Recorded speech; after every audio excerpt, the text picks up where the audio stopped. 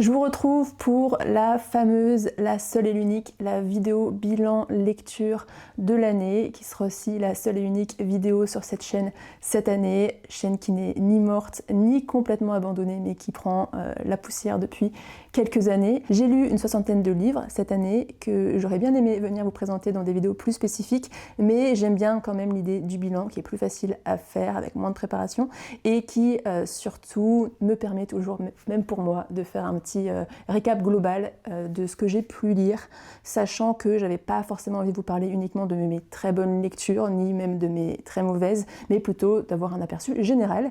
Et donc j'aimais bien le concept de venir répondre à une dizaine de questions. On commence tout de suite avec la première question qui est: quel est le livre qui m'a réconcilié avec un genre? J'aimais bien cette question et je l'ai même mise en premier parce que je suis assez fière de moi. J'ai essayé cette année de diversifier un peu mes lectures. Voilà, si vous me suivez depuis plusieurs années, je lis énormément de drames historiques et beaucoup de littérature étrangère, réaliste. Voilà, j'aime bien tout l'aspect histoire, politique, etc.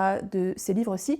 Et cette année, j'ai eu envie de tenter la science-fiction. J'en lis vraiment très peu et jusqu'ici, la seule science-fiction qui m'attirait vraiment, c'était la science-fiction soft, qui est plutôt secondaire, qui sert de prétexte à une histoire, que ce soit Des fleurs pour Algernon, qui est un super bouquin de Daniel Case, ou que ce soit, que j'ai lu cette année, Moi qui n'ai jamais connu les hommes, de Jacqueline Hartmann.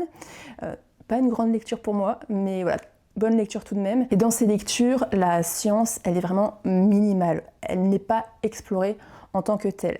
Donc, j'ai eu envie d'aller explorer un peu plus loin la science-fiction et j'ai choisi de lire deux grands classiques des années 60. Le premier étant La Nuit des temps de Barjavel, qui a été publié, il me semble, en 1967, et qui raconte l'histoire d'une exploration dans l'Arctique par des scientifiques du monde entier. Ils vont trouver deux corps, un homme et une femme, extrêmement bien conservés, et donc ça vient remettre en question tout ce qu'on croit à propos de la race humaine et de l'évolution de l'homme. C'est un livre qui était très intéressant pour ses questionnements justement philosophiques, si je puis dire. En tout cas, sa réflexion sur le progrès, le fait qu'on prend un peu pour acquis que l'homme moderne, la civilisation moderne est forcément meilleure que celle qui était là avant. J'ai aimé la réflexion sur la fatalité de la guerre, sur le fait que même avec toute la connaissance du monde, même avec toute la technologie du monde, les hommes continuent de s'entretuer et continuent de se faire la guerre. J'ai aussi aimé le style qui est pas flamboyant, mais qui honnêtement se lit très très bien et qui a une sorte d'humour plus ou moins subtil que j'ai beaucoup apprécié. Moi, ce qui m'a dérangé dans ce roman, c'est plutôt toute la dimension romantique, la romance entre certains des personnages et notamment le fait que ce soit longué, parce que c'est vraiment pas un pan de l'histoire qui m'intéressait et Barjavel développe, il en parle beaucoup trop longtemps, à mon goût. Donc une bonne lecture qui m'a juste un peu ennuyée par moments et qui m'a donné envie de découvrir d'autres romans de science-fiction. Alors ça ne deviendra pas mon genre favori de sitôt, mais en tout cas j'avais eu envie d'explorer d'autres romans du genre. Et donc j'ai lu Solaris de Stanislas Lem, un Polonais qui a été publié en 1961, et là on est dans un roman beaucoup plus conceptuel, métaphysique. On n'est plus du tout sur un roman d'action, il se passe pas grand chose, mais l'idée c'est qu'on a un scientifique qui part rejoindre deux de ses collègues dans une base sur une planète, la planète Solaris, et cette planète elle est recouverte d'un océan qui semble être vivant et qui organise en quelque sorte la vie, on peut appeler ça comme ça, sur cette planète. Et lorsqu'il arrive pour rejoindre ses collègues, il se rend compte que ces deux-là semblent avoir un peu perdu la tête, semblent être devenus fous, paranoïaques, et il semblerait qu'il y ait dans le vaisseau des matérialisations, des concrétisations, des désirs, des souvenirs, des chercheurs sur place. Je ne sais pas si c'est clair, mais j'ai pas envie de vous en dire trop si vous ne l'avez pas lu.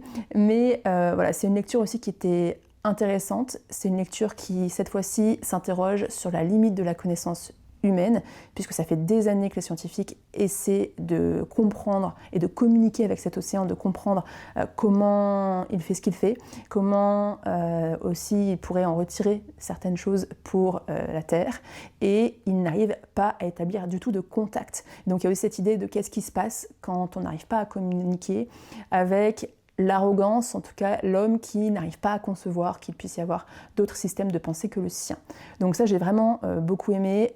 Là aussi, on a une relation d'amour, alors qui n'est pas aussi romantique que dans Barjavel, mais à laquelle j'ai pas accroché et qui prend encore une fois trop de place, selon moi, dans le récit. C'est aussi une lecture qui est plus exigeante parce que Lem prend le temps, parfois sur des pages, de décrire la science solaristique.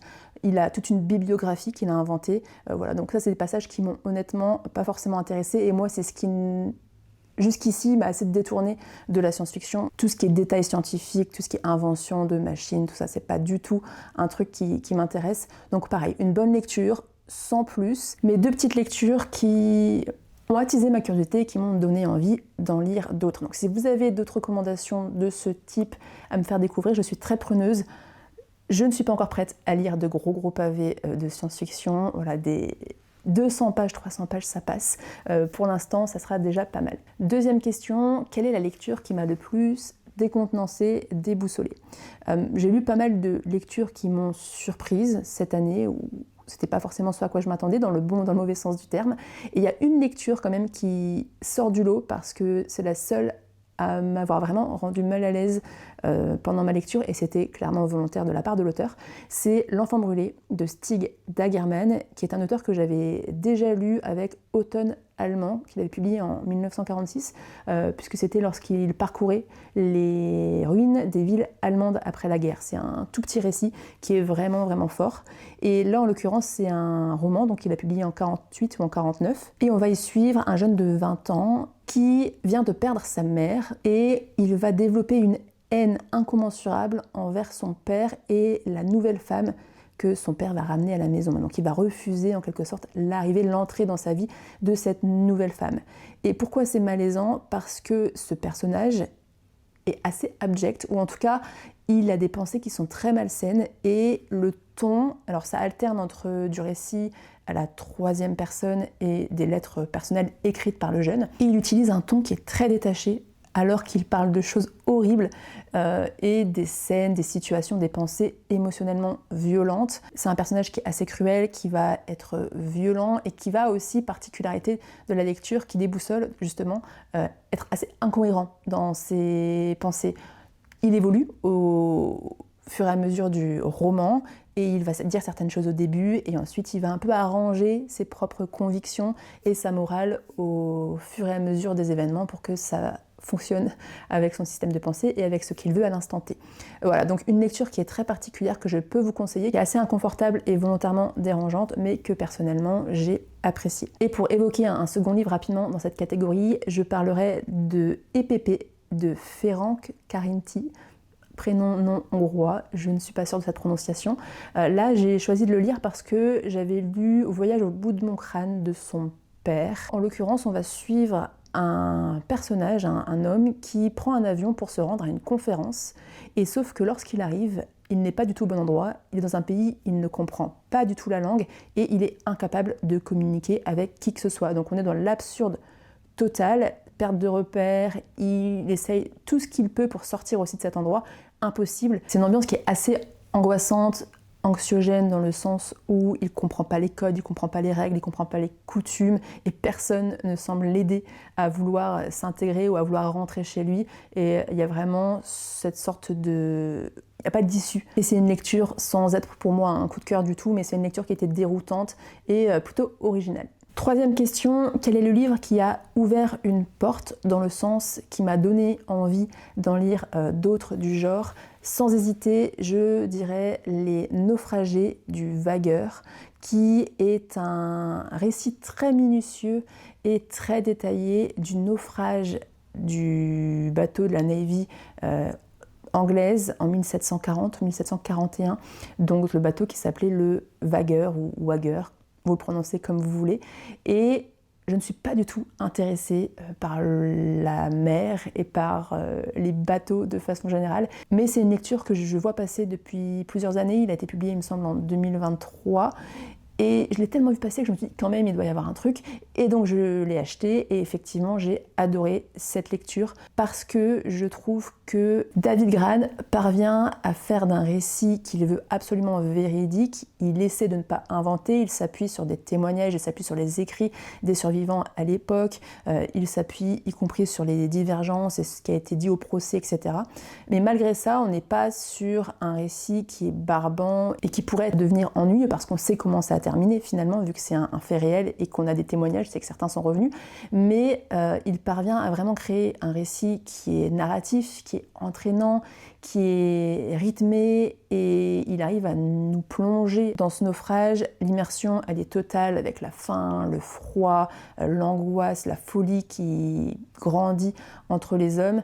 Et derrière, en fait, finalement, ce récit très factuel, c'est vrai que la narration est assez froide, elle est assez détachée. Moi, personnellement, j'aime bien parce que justement, en général, dans ce genre de récit et même dans des romans qui se veulent historiques, je suis toujours gênée quand les auteurs amènent plus de pathos que nécessaire et qu'ils essayent de faire tirer l'alarme, de créer trop d'émotions alors que ce qui se passe c'est déjà assez cruel et assez difficile et assez horrible pour ne pas avoir besoin de venir rajouter une couche par-dessus. Et donc j'ai aimé finalement que ce soit sans dramatisation excessive, sans essayer d'en faire des héros, d'embellir la réalité et tout de même qu'il puisse, à travers ce récit, interroger, critiquer subtilement, que ce soit la colonisation, que ce soit la hiérarchisation du pouvoir et l'absurdité de la guerre, que ce soit le questionnement sur la nature humaine, le fait que lorsque les hommes ont faim ou lorsqu'ils se retrouvent isolés, le vernis social, la morale sociale, elle disparaît très vite.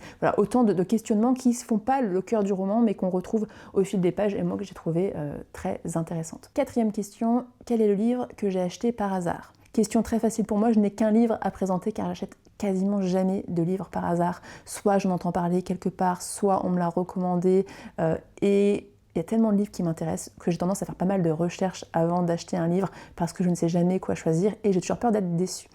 Ceci étant dit, j'ai eu envie cette année, dans cette idée de varier un peu les lectures, de me tourner vers plus de littérature contemporaine. J'en lis assez peu, j'ai toujours du mal à choisir et je ne sais jamais à qui me fier. Il y a toujours des critiques dithyrambiques sur tous les livres possibles, y compris quand je les ai lus et que j'ai trouvé ça soit mauvais, soit pas du tout à mon goût.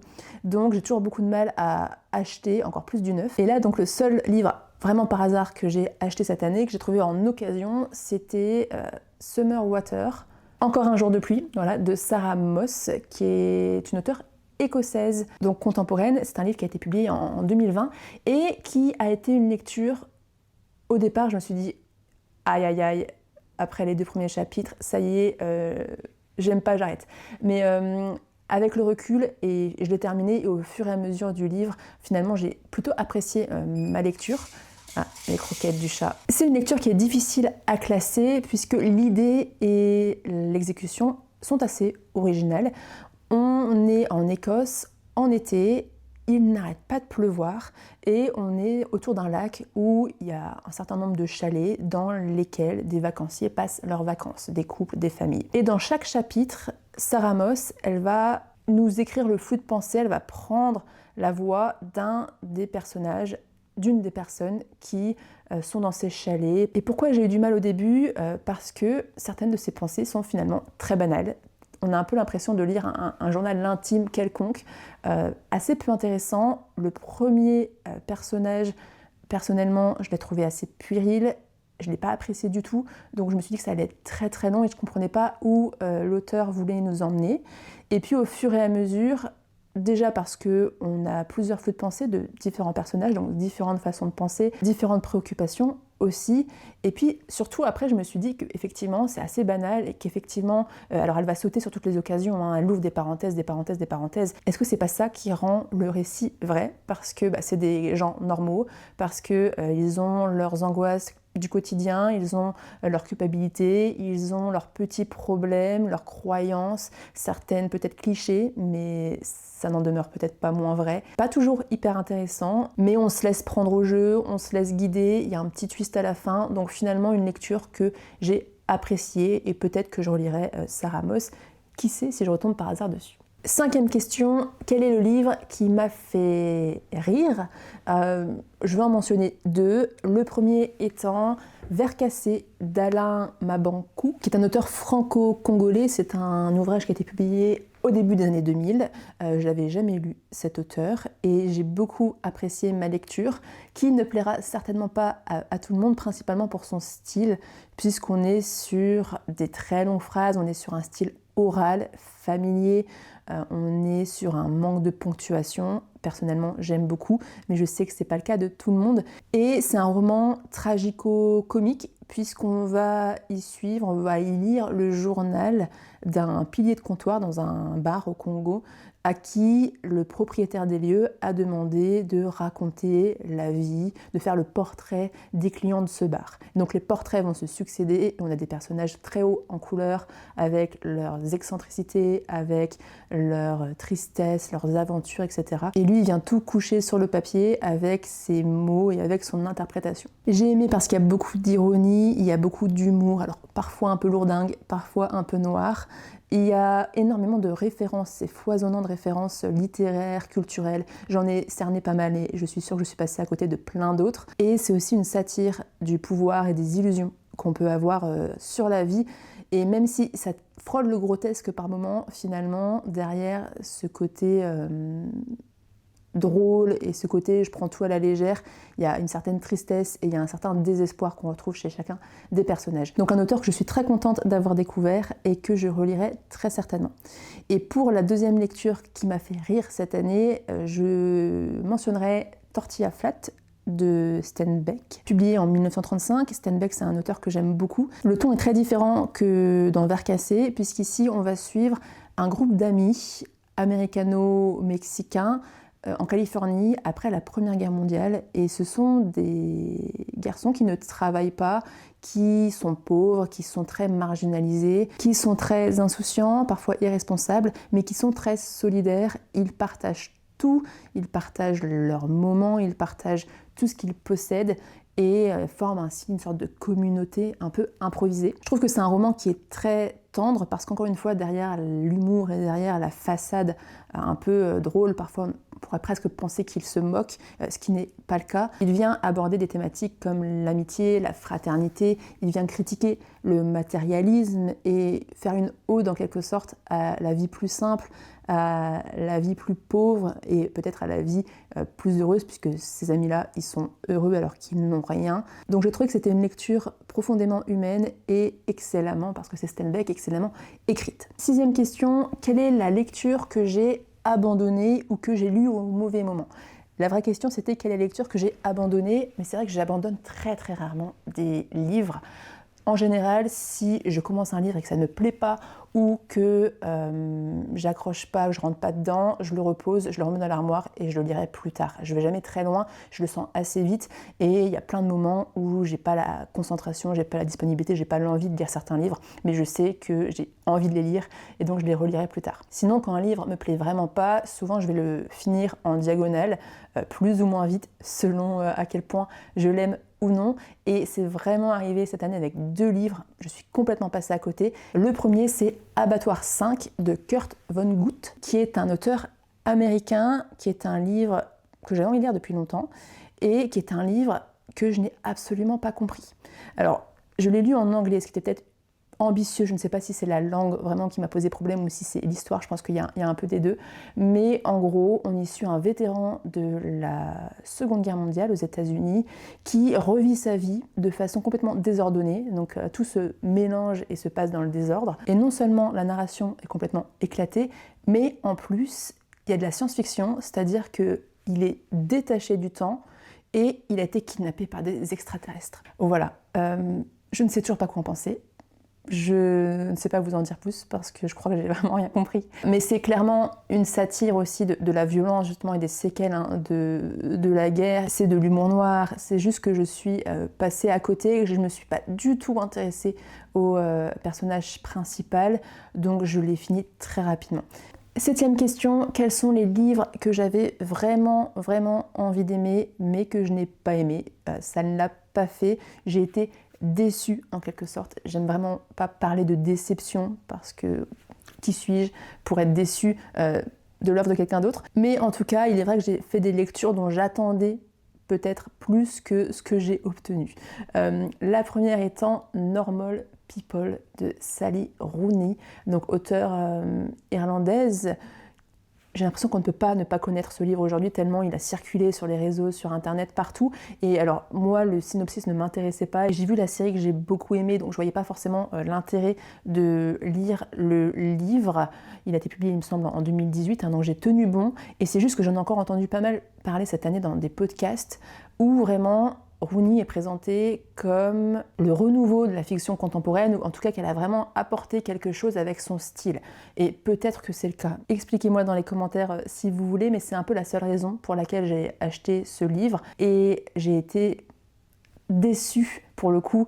Et je pense que c'est assez terrible parce que plus on attend d'un livre, plus on peut être dur par rapport à la lecture de ce livre, un peu comme les films. Plus on attend d'un film, c'est souvent le cas avec les 2, avec les 3, parce qu'on a adoré le premier, plus on va être exigeant et plus on va être dur. C'est peut-être un petit peu ce qui s'est passé ici, mais c'est vrai que j'ai trouvé ça très banal. J'ai trouvé ça inintéressant. On y suit 2 ados, Marianne et Connell. Tous les opposent socialement et ils vont être ensemble, ne plus être ensemble. Au fil des années, on les suit du lycée jusqu'à la fin de leurs études supérieures. Très classique dans le synopsis et dans le style aussi. Et c'est là où, en fait, la seule particularité que j'ai trouvée à ce style, c'est qu'effectivement, Sally Rooney ne met pas de guillemets, donc elle intègre les dialogues dans les paragraphes et dans le texte. La question que je me suis posée étant pourquoi, parce que pour le coup, ça n'apporte absolument rien au récit. Dans un livre comme Vers cassé, dont j'ai parlé précédemment, d'Alain Mabanckou, il vient aussi casser la ponctuation classique, etc., beaucoup plus justifié, parce que ça crée un rythme, ça crée quelque chose. Quelqu'un comme Laszlo Krasznahor-Kaj, le prix Nobel de littérature, un livre comme Guerre et guerre, le style, c'est des phrases très très longues, on a des petits chapitres et en fait chaque chapitre c'est une seule phrase. Oui, c'est assez éprouvant parce qu'on est quelque part en apnée, mais ça apporte vraiment quelque chose. Et pour moi là, il y a de la matière.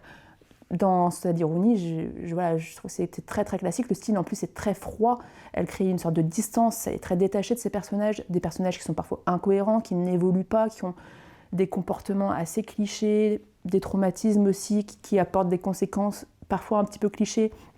Voilà, j'ai pas du tout accroché à ce roman, donc j'hésitais à lire d'autres livres de Sally Rooney parce qu'on la voit partout. Si c'est différent, dites-le moi et peut-être que je retenterai l'aventure, mais autrement je pense que mon aventure s'arrêtera là avec cet auteur. Plus rapidement, dans ces livres que j'avais envie d'aimer, on a La végétarienne de Han Kang que j'ai lu puisque je n'avais pas aimé Celui qui revient l'année dernière. Donc Han Kang, auteure sud-coréenne, prix Nobel de littérature de 2024.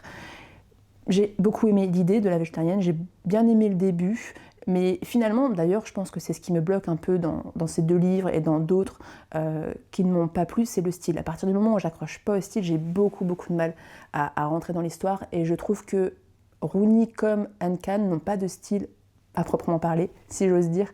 Il n'y a rien de particulier. Et même chez Han Kang, parfois je trouve que ça sonne très farfelu.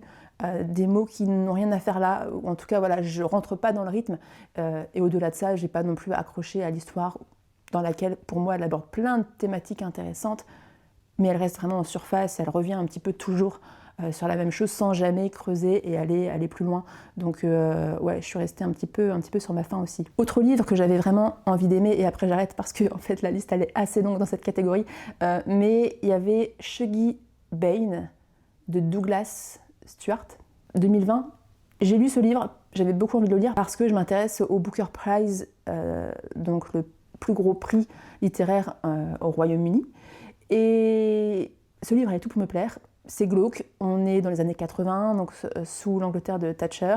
On est en Écosse, à Glasgow. On y suit une femme et ses enfants, une femme qui est alcoolique, qui vit dans la pauvreté et qui essaie d'élever ses enfants. Un roman donc social où on va suivre plus spécifiquement Shuggie, le fils, qui va essayer de grandir dans cet environnement, dans la misère sociale, dans la pauvreté, dans l'angoisse. Les rôles vont finalement s'inverser puisqu'on a sa mère qui est dans le cercle de l'addiction, donc qui retombe constamment dans l'alcoolisme, et lui en grandissant qui devient finalement le parent et qui va devoir la protéger, la préserver. Le propos était peut-être le fait que effectivement l'addiction, ça vient ça part et ça revient, donc on est dans un cercle sans fin, sauf qu'on a aussi l'impression de lire un livre qui tourne en rond et qui ne va nulle part. Moi j'avais l'impression de ramer et de ne pas avancer, et surtout, et je pense que peut-être c'est encore ce qui a été déterminant pour moi, le style.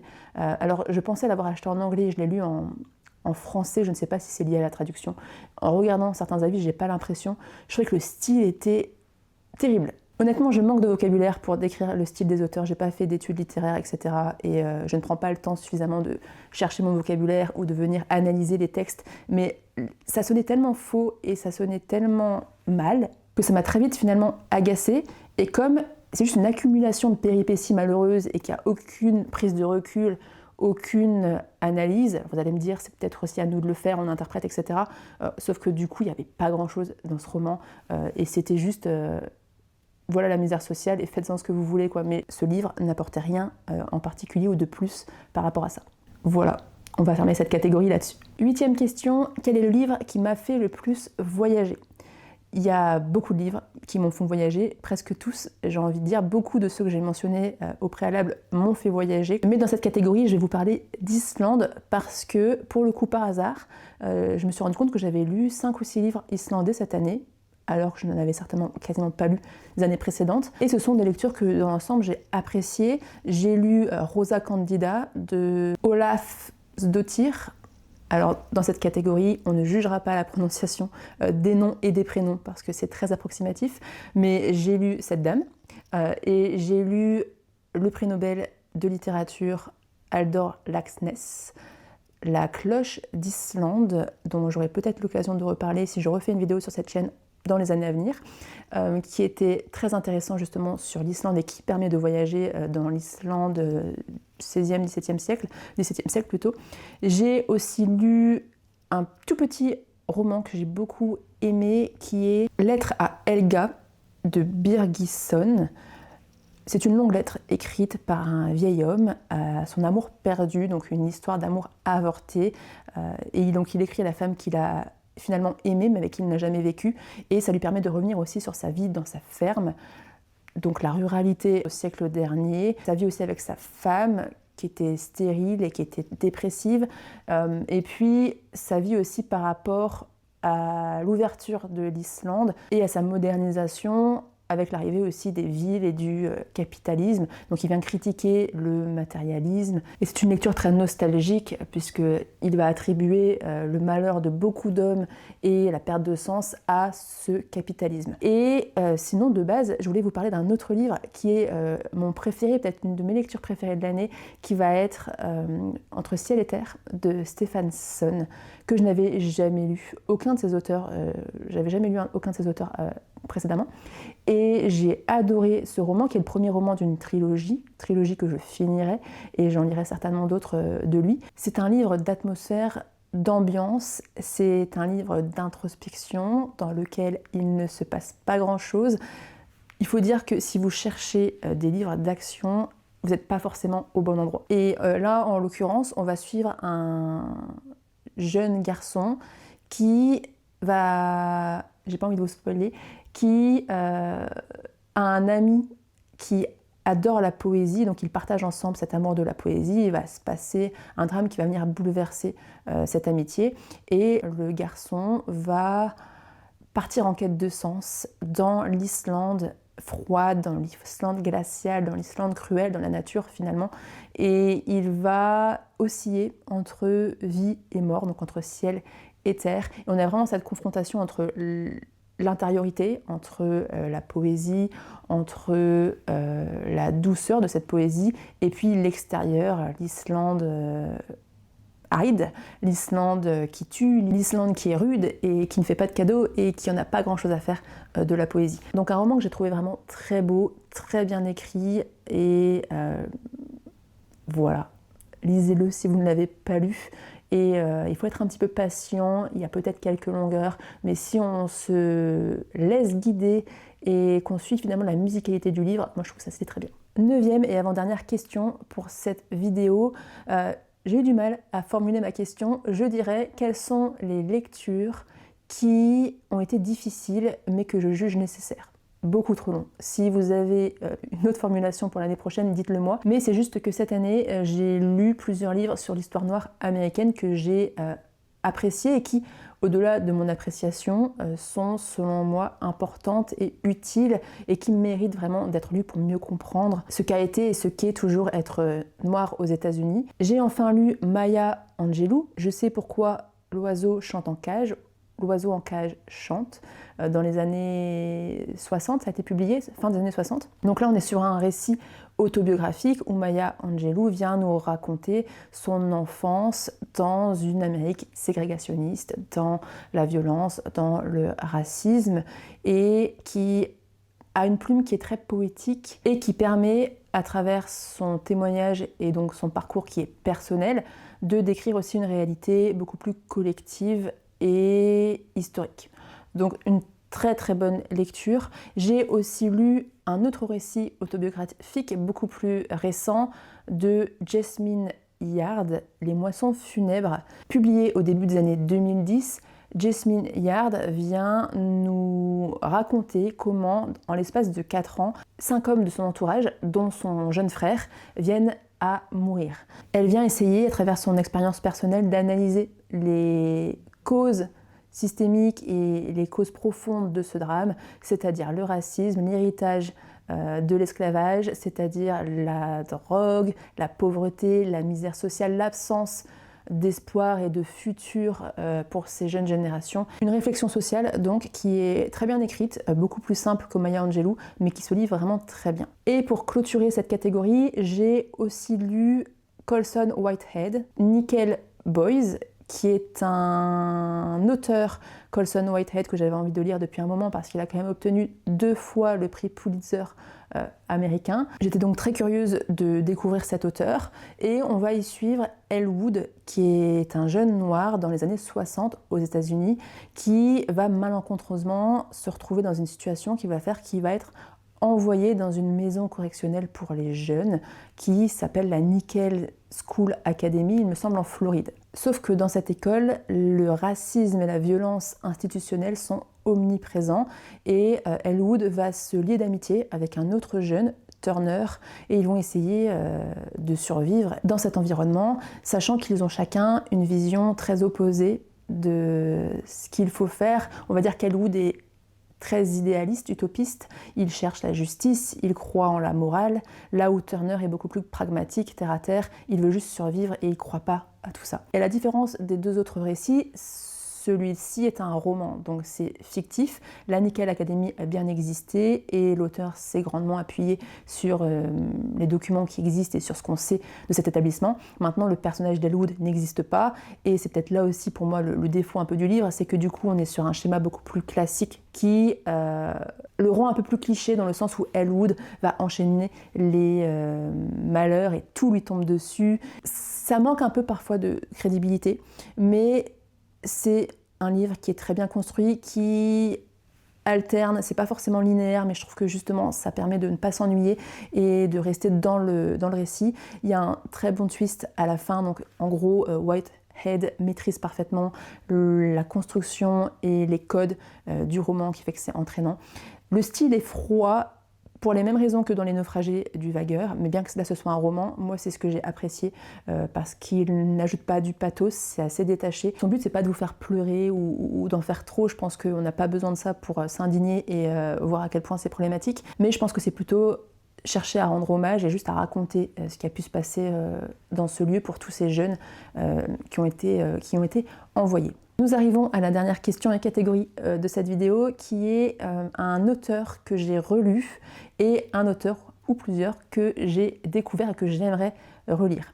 J'ai relu John McGahern que j'avais lu dans le cadre de mes lectures irlandaises l'année dernière et que j'avais pas tellement apprécié, j'avais pas trop accroché, je m'étais assez ennuyée. J'avais lu 2 livres de lui, ses mémoires et son dernier roman, donc écrit à la fin de sa vie. Mais comme John McGahern est quand même considéré comme l'un des plus grands auteurs de son temps en Irlande et qu'il est très apprécié, j'ai cherché à comprendre et je me suis plutôt tournée vers ses œuvres de début, donc ses premières œuvres. J'ai acheté Barracks et The Dark, donc j'ai pas encore lu Barracks ou The Barracks, mais j'ai lu The Dark, donc l'Obscur en français, et j'ai adoré cette lecture qui est aussi l'une de mes lectures préférées de cette année. Nous sommes donc dans l'Irlande du XXe siècle et on va suivre un jeune garçon qui vit avec son père et ses frères et sœurs. Sa mère est décédée et son père est violent, lunatique.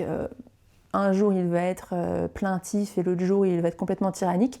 Et il doit évoluer dans cet environnement plutôt hostile, avec aussi tout le poids de l'Église catholique, avec sa foi, avec ses culpabilités, avec sa morale religieuse, etc. Et donc il essaye de grandir et de trouver sa voie. On va le suivre pendant toute son adolescence. C'est un texte qui est très sombre. Il n'est pas du tout dans la catégorie « vous allez rigoler », pas du tout. C'est un roman qui est ici aussi introspectif et c'est un roman aussi que j'ai aimé pour le style narratif, puisque parfois... Alors déjà c'est très bien écrit, mais parfois on a la frontière entre le réel et entre les rêves, le cauchemar, les fantasmes qui se brouillent, et ça apporte vraiment une dimension aussi... Disons qu'on se sent vraiment en immersion, on angoisse avec le personnage, on vit avec lui ce qu'il vit, on comprend justement ses angoisses, ses peurs, ses culpabilités, etc. Et je trouve que c'est très bien fait. On est content quand ça se termine, parce que bien que ce soit une très très bonne lecture, c'est vrai que c'est assez étouffant, ça peut être oppressant. Moi j'adore, mais ne vous attendez pas à passer un moment joyeux. Et en tout cas, si vous souhaitez découvrir John McGahern, je vous conseillerais plutôt ces lectures-ci que ses mémoires ou que That They May Face, The Rising Sun. Le titre m'est revenu. Donc ça c'est le titre du dernier roman qui est selon moi beaucoup plus optimiste, beaucoup plus gai, et encore c'est juste qu'il se passe pas grand chose quoi. Et pour clôturer cette catégorie et cette vidéo, je termine avec 3 auteurs que j'ai découverts cette année et que j'ai envie de relire et que je relirai peut-être l'année prochaine. Le premier étant Mathieu Bellesi, qui est un auteur français contemporain que j'ai lu parce qu'il me semble que Attaquer la Terre et le Soleil, son roman a obtenu le prix France Inter, ou en tout cas obtenu un prix cette année ou l'année dernière, et j'ai été happée par le style de Mathieu Bellesi. Alors c'est une lecture qui est très difficile dans le sens où on a envie de fermer le livre tellement c'est cru et tellement c'est dur à lire, puisqu'il décrit la violence lors de la colonisation en Algérie au XIXe siècle. C'est sec, c'est brutal, il n'y a pas de distance morale rassurante, on n'est pas dans le discours édulcoré qu'on peut avoir tendance à trouver encore de nos jours, donc c'est pas facile à lire. Et il va alterner entre d'un côté le témoignage, en tout cas la parole d'une femme française qui fait partie des premiers colons, donc qui s'installe dans une colonie et qui crée l'une des premières colonies en Algérie, et le point de vue d'un soldat français qui agit pour le pouvoir français, pour l'État français en Algérie. J'en dirai pas plus, mais voilà, c'est une lecture qui est très éprouvante, mais que j'ai aimée et dont le style m'a vraiment marqué, donc un auteur que je relirai certainement.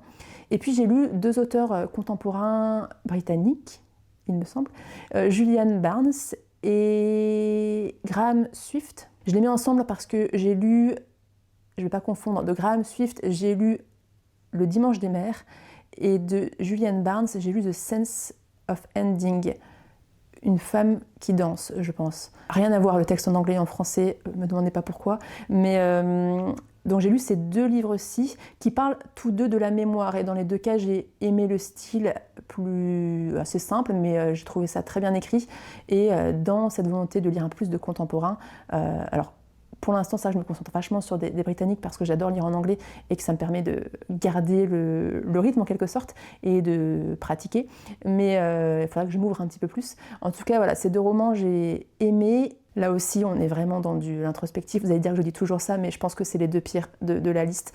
Dans Graham Swift, Le Dimanche des Mers, il ne se passe vraiment pas grand-chose. Et au début, j'étais même assez déboussolée, justement.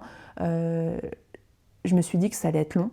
Et en fait, très intéressant. Alors, c'est un petit livre, hein, mais l'idée, c'est simplement cet auteur qui a maintenant 80 ans certainement, et qui revient sur un moment de sa vie, il y a 40 ans, et qui vient décortiquer vraiment cette demi-journée qui a bouleversé sa vie avec son regard d'aujourd'hui, un moment qui n'avait pas forcément de signification particulière à l'époque et qui au fur et à mesure, et elle avec son recul, en fait ça a été déterminant. Et donc elle s'interroge sur le souvenir, sur la façon dont on a de remodeler parfois nos souvenirs, sur ce qui est réel, sur finalement ce qui est réel pour nous, parce que parfois le souvenir qu'on a d'un moment est plus réel pour nous que ce qui s'est réellement passé, etc. Donc voilà, une réflexion qui était plutôt intéressante et sur laquelle j'avais rarement lu, en tout cas de cette façon-ci. Donc ça, j'ai trouvé ça bien et assez osé. Donc rien que pour ça, je pense que je relirai Graham Swift. Et sinon, Julian Barnes, donc The Sense of Ending, je l'ai mis ensemble parce que là, on va avoir le récit d'un retraité qui lui aussi va revenir sur sa vie et va réinterpréter tout ce qui a pu se passer, notamment dans son adolescence avec sa première petite amie. Un événement va le forcer à repenser à tout ça et il va se rendre compte très vite qu'il avait pas mal fantasmé, pas mal imaginé son passé et qu'en fait c'était pas forcément ce qui s'était vraiment passé et à quel point donc la mémoire est faillible. On réarrange quelque part les souvenirs, les événements à notre convenance, on déforme, on embellit la réalité, etc. Donc il y a cette même réflexion sur la mémoire, sur le souvenir, sur ce qui est vrai pour nous et ce qui s'est vraiment passé, etc. Voilà, c'est tout ce dont j'avais envie de vous parler dans cette vidéo. J'espère qu'elle vous aura plu, j'espère qu'elle vous aura donné envie de découvrir certains auteurs, certains ouvrages, et n'hésitez pas dans les commentaires à me partager vos meilleures lectures de l'année, pas forcément les meilleures. Moi, c'est vrai que je me rends compte que les livres qui me marquent sont pas forcément toujours ceux que je préfère, et j'aime bien lire aussi des choses qui sortent de ma zone de confort ou qui me dérangent et qui me challenge en quelque sorte. Donc voilà, n'hésitez pas à me faire part de vos bonnes lectures, de vos bonnes découvertes, et je vous dis peut-être à bientôt dans une prochaine vidéo.